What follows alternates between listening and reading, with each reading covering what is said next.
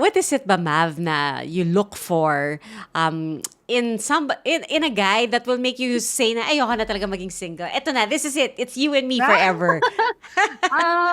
Syempre kailangan attractive siya to me, di ba? I mean, Oh, beauty yes, of is course. subjective, but has to be attractive to me. And I don't have a type. If you've seen the people I've dated, magkakaroon sila ng itsura.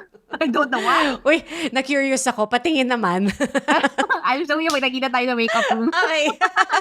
Oy, but that's correct, ha? Attractive. Kumbaga sa family feud, top answer yon. Kailangan attractive to you. Not necessarily Oo, to others, but to yung you. mga tao kasi minsan parang napaka-hypocritical na parang, ay, kailangan lang mabait siya, matalino, or ganyan-ganyan. So, parang, hello, syempre, if you end up together, you wake up every day, see that person. So, kailangan naman attractive siya sa'yo, di ba? Tsaka makikita mo siya bago siya maligo, di ba? Pag bago Oo. gising. Oo, life is already hard enough. Kailangan pag gising mo, happy ka agad pag nakita mo yung asawa mo. And funny. Great. Oo. Gusto ko funny. Okay, that's the second. Okay. Oh, so, gawin na natin top 4 answers. Kumbaga pang final round ng Family Feud. Ano yung top 4? Basta funny. attractive, funny. Matalino. Matalino. I can hold conversation, good conversation, ganyan. And siguro the last one would be loyal. Very I think important. That's a really hard thing to find now, even with friends.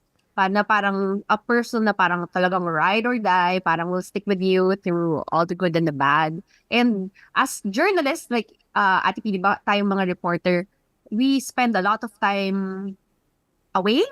We spend long hours at work. So you want someone na you're sure di ko kailangan bantayan or like i-check, di ba? Because I'm sure you're loyal to me and I know na parang you would be, because loyalty is not just fidelity. Loyalty is also this person supports you sa mga gusto mo gawin sa buhay mo. And I think that's very important parang for women na gusto rin ng career, na doesn't just want to be, like I want to be a wife and a mom, but I also want a career.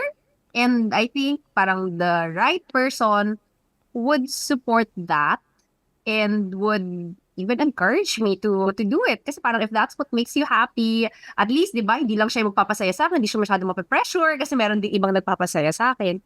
So I think the loyalty is the top 4. Actually, baka dapat nga mas mataas yun eh. No? Parang yun yung number 1 na kailangan. Pero basta in no particular order. Oo. But I think, Mav, what guys will find most encouraging from your answer is the fact na you said na wala kang type. So it totally opens up the playing field. Yes.